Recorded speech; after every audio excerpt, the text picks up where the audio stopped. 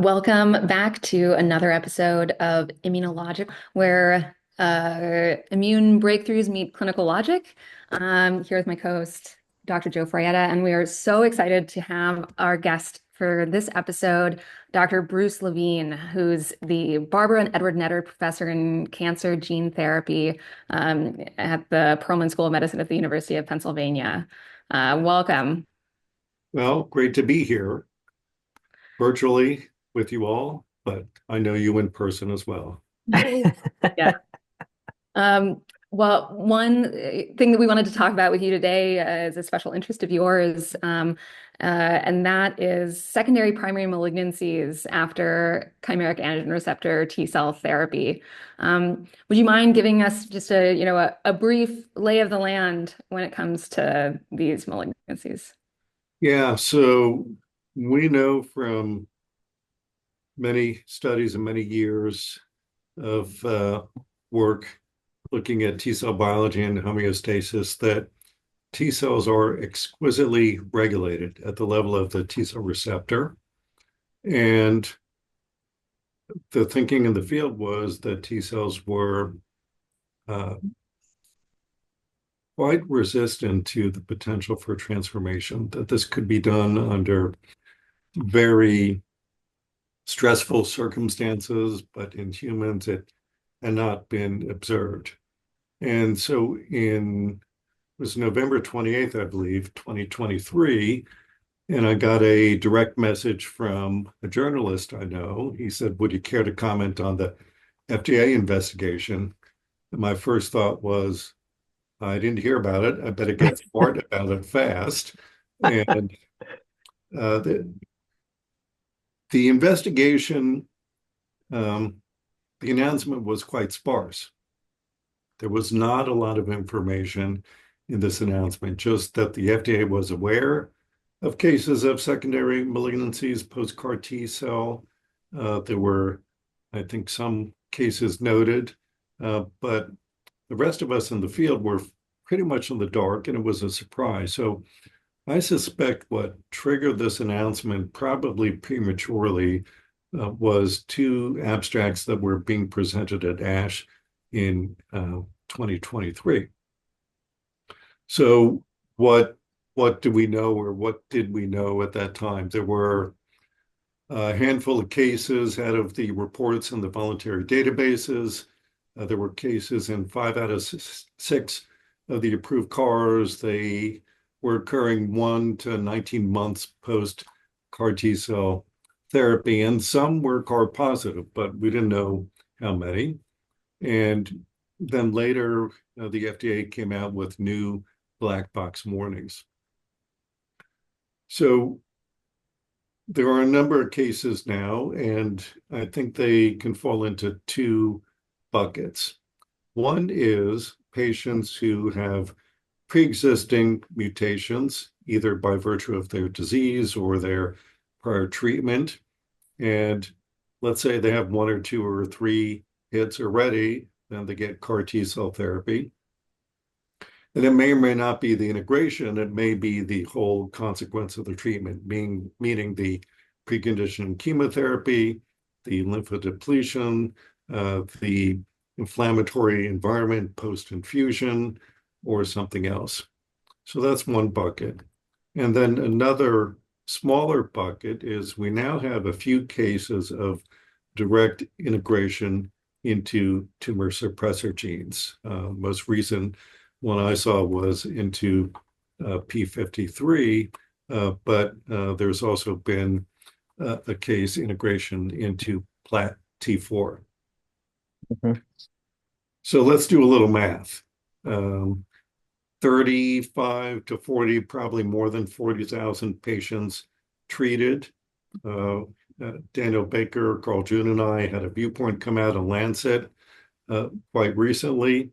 You multiply that by number of cells, you're talking about trillions upon trillions of events.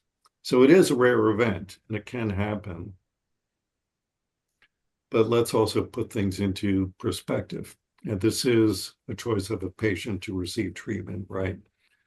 So they have a disease, leukemia, lymphoma, or myeloma that is refractory to all available treatment. They get CAR T Right. cell therapy, and then there's a rare event that happens down the line. So maybe I'll go back to you, Janna, and when you meet CAR T patients and you're speaking to them about therapy, how are you framing the choice and this informed consent? Because I think it really comes down to informed consent and explaining the risk, right? Absolutely. And I do think that that's a good kind of uh, headline for all of this is what you said, that this is a very rare event. And as you're alluding to, when we're thinking about risks and benefits, I don't think that there is much debate currently that the benefits of offering CAR T cell therapy outweigh the small risks of these secondary primary malignancies. And that's reflected in how I talk about it with patients, certainly do make them aware, but I try to appropriately contextualize this small risk. Right. So, And Janna, could I ask you, do you think, since Bruce is picking on you, I'll pick on you a little bit. Yeah. What about looking at the sensitized genetic background? I mean, would that really inform your decision making? Say, if we had a test where we could look at certain mutations that, you know, cooperatively, right, may induce transformation of the product. And maybe you could also comment on the role of chip mutations in this, When you're equation, since when you're asking about front lines treating, these folks. yeah, when you're asking about a test for sensitizing mutations, what you're asking about is looking for CHIP, which is clonal hematopoiesis of indeterminate Right, potential. Um, uh, and there are several issues with this. One is prevalence of CHIP in this patient population. These are older adults. Don't quote me on this, but I want to say that the incidence of chip mutations is something like 10-15%. Again, we'll have to fact check me there, but it's certainly quite high. And then the other problem is, what do you do with it once you found right, it, other than feel a little bit worried, perhaps, that they're at higher risk for this, rare event, because there isn't anything currently that we can do to kind of undo those chip mutations. So I think, a fundamental principle in medicine is don't order a test that you're not going to do anything with. And I think at least where the field stands in terms of chip and in terms of our cell manufacturing, there's nothing for us to do with that information. right. Bruce, what do you think? Do you concur or well, I've gotten that question before. Should we be looking at the mutations that are turning up in these patients? And I think we don't have enough data, and we're ruled now by the tyranny of relatively small numbers. And right, so every case report that comes out, you're thinking, oh, is uh, this gene important? Is that gene important? And how do you rank importance of mutations or different mutations within the same gene, right? And it still comes back to how this story evolved. There wasn't a lot of information. The popular press and some of the biotech trade press essentially said, watch out, CAR T cells cause cancer, but you have to look at the numbers. And the human brain is extraordinarily maladapted to telling the difference between a low risk and a very low risk. We I just like can't do that. it. We just can't do it. And different people have different risk tolerances. And Janna, you Mhm. know this from doing informed consent. Some people, they always wear their seatbelt. Some don't. Some people fly on planes all the time. Some don't. And some people jump out of planes. Now, I've never jumped out of a plane. Maybe that's someone that's going to do some really involved risky therapy, but different people have different risk tolerances. And then it gets to what do we know and how do you explain what we know in a way that's fair to that patient. Now let's move to a land of speculation, um, um, because we have, one of the experienced minds of CAR T cell therapies here to weigh in on this. A couple questions. One, why do you think it took until 2023 for these reports to surface, um, when the first CD19 CAR was approved in 2017, and as you noted, many of these T cell malignancies post CAR are occurring, in the weeks to months post treatment. Yeah, I think it's a question of numbers. So more patients were treated. Um, and once there were a couple of reports, then people, scientists, clinicians, and patients started looking closer. And once you start looking closer, then you can find more.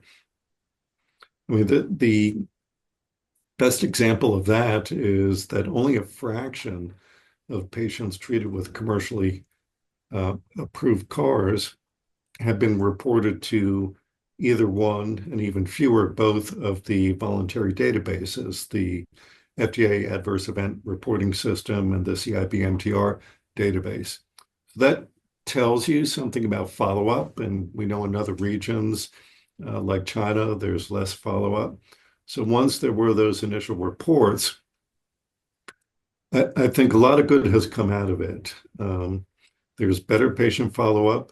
I think there's, on the whole, better sample management and saving of samples, and there definitely is much better sample analysis in terms of looking at integration sites and looking at suspicious clinical events. So we'll never know, I suppose, some of the earlier patients, what had happened because of follow-up. But it's still, a hugely interesting scientific question. And Joe and I were messaging back and forth about this the other day. We have a list of many, many genes that if you do something to them, you can improve CAR T cell potency. So which are the right genes to manipulate? And would any of them have a potentially adverse effect with a patient that came in with some pre-existing genotoxicity? So I think this whole investigation and the research that it triggered will also better inform how we develop the next generation of CAR T cell products and other types of cell therapy products. It certainly is a sobering reminder that as we continue to try to increase T cell potency, if we're doing so with genetic manipulation, there is a risk of oncogenic, transformation. Yeah, one of our prior patients just popped into my head to ask her, have you ever thought of yourself as a genetically modified organism? Mm. Because you go to Whole Foods, you see GMO free this, GMO free that, but you were making GMO humans. So if you go on Amazon, there actually is a t-shirt that you can buy. I'm a genetically modified organism. So that we can think of our CAR patients that way too. Very different perspective, I would say. Oh, But so true, right? So Bruce, could I ask you something about, you mentioned that maybe mature T cells, right, aren't as susceptible to transformation because they still bear, even with our engineering, the endogenous TCR. There's been a lot of effort into knocking out the endogenous TCR, right? And maybe even inserting a CAR transgene into a locus, like the track locus, right? Where you're driving the CAR transgene or the expression of the CAR transgene off of the, endogenous promoter, which definitely has its benefits, right? But what do you think about that in terms of safety and about directing CAR transgenes to certain sites? I know it's a loaded question, but I guess what I'm really asking is, do you think we'll ever get away from vectors that insert randomly or semi-randomly? And is the future really targeted insertion, or does that come with its own, risks that we have to contend with if you're a Yeah. betting man? Yeah. Well, two independent questions. Yes. What is the effect of knocking out T cell receptor on T cell homeostasis? And that's a great question. But with the allo products, as you know, their longevity is limited. So I Hmm. don't know if we've had the proper system, at least in humans, to answer that question. But it's a really, really interesting question.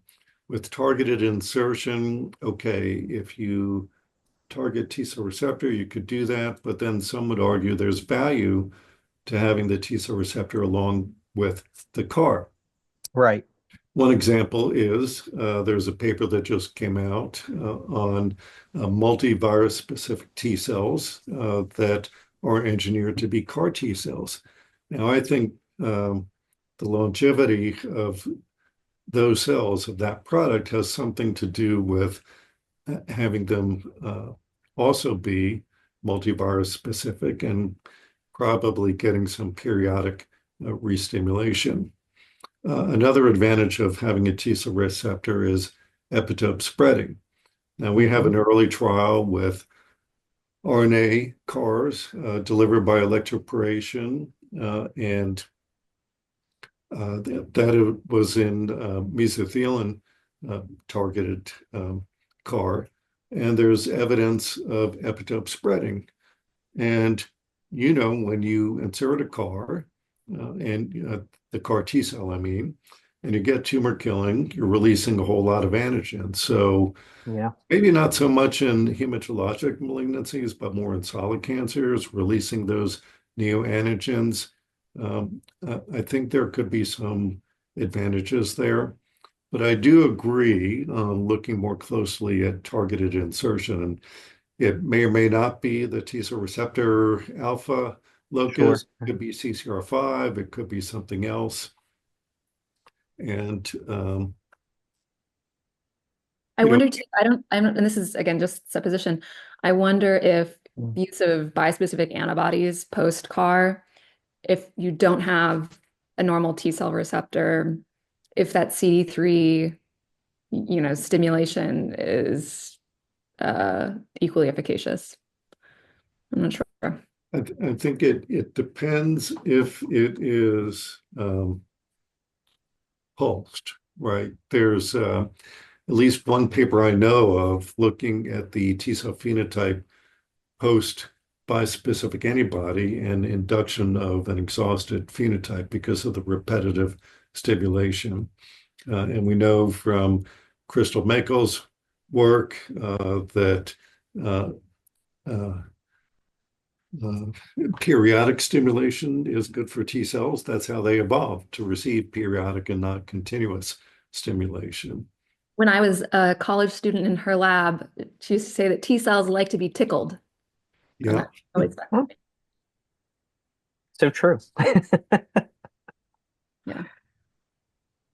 Well, this is great. So, Bruce, thank you for taking us on this really enlightening journey into CAR T cell safety. And I would say the bold ideas driving the future of cell therapy. And I'll say one thing since we Yeah, had previously is that as you noted, so much of this work has come out of the NIH or is NIH funded, and the development of these therapies and ongoing monitoring for safety of these therapies and improvements in these therapies are really fundamentally a product of the NIH and the work that it does and the researchers it supports.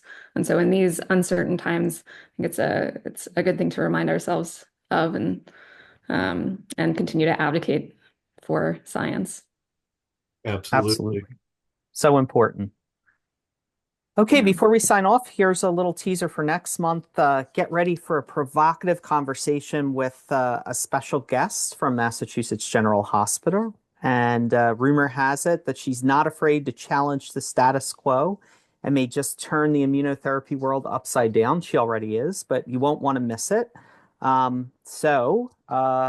With that, this has been ImmunoLogic, where every breakthrough pushes us one step closer to reimagining therapy. Stay curious, keep smiling, and we'll catch up with you in the next episode. Take care.